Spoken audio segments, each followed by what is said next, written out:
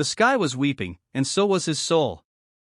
Thunder rumbled overhead as Michael crouched beside the broken-down military jeep, mud soaking through his worn boots. Rain poured down relentlessly, blurring his vision, but he didn't stop. His fingers, rough and scarred, worked swiftly under the vehicle's hood. This was his only way to earn, repairing army jeeps for a small outpost near the village. Every bolt he tightened meant food on the table for his 6-year-old daughter, Emily. Michael wasn't always like this. Once a bright young man studying mechanical engineering in the city, life had rewritten his script the day his wife, Anna, died during childbirth. Overnight, dreams were traded for diapers, tools replaced textbooks, and heartbreak became his silent companion. "Papa, you're wet again," came a soft voice behind him as he finished the repair. Turning around, he saw Emily standing under the shed of their tiny wooden house nearby, wrapped in a blanket too big for her little frame, worry swimming in her eyes. Michael forced a smile. "Almost done, sweetheart? Then we'll have soup, okay?" She nodded, though her small stomach had learned to be satisfied with less. Inside the house, things were as humble as could be. A single bed, some old utensils, and shelves lined with faded photographs, memories of a happier past. But Michael's love for his daughter filled the empty spaces. That night, as Emily slept beside him, the rain didn't stop. The sound of it was almost calming, until there was a knock at the door. A sharp, urgent knock that sliced through the silence. Michael sat up, heart pounding. He hadn't expected anyone. The military jeeps were repaired, and he had no neighbors within shouting distance.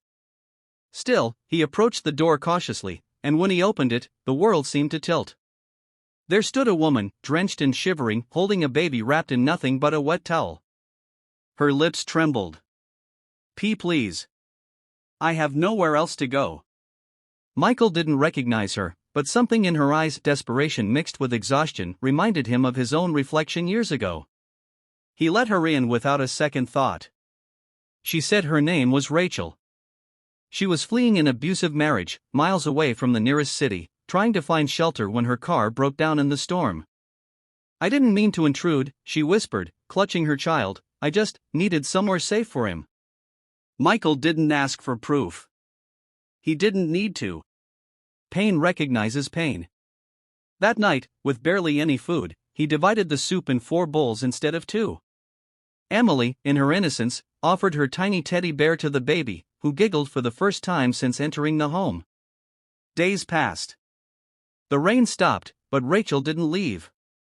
She helped clean, cooked what little they had, and cared for Emily like her own. The house, once echoing with emptiness, began to hum with warmth. Laughter returned, soft and unsure at first, but growing stronger each day. Michael found himself smiling more. Not because life got easier, but because it became meaningful again. One afternoon, as he worked on yet another jeep, an officer approached him. "Michael," the man said, "we've seen what you've done. Heard how you helped that woman and her child. Command wants to offer you a permanent post. Mechanic at base camp. Regular pay. Housing. Security." For a moment, Michael couldn't speak. His throat tightened. A life of uncertainty was finally opening to something steady. He accepted. Weeks later, they moved into a proper home on the base. Emily started school. Rachel enrolled in night classes to finish her nursing degree.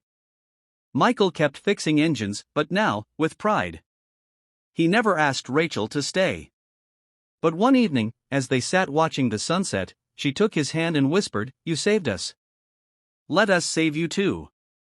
And just like that, without grand declarations or perfect timing, they became a family built not by blood, but by compassion, survival, and second chances.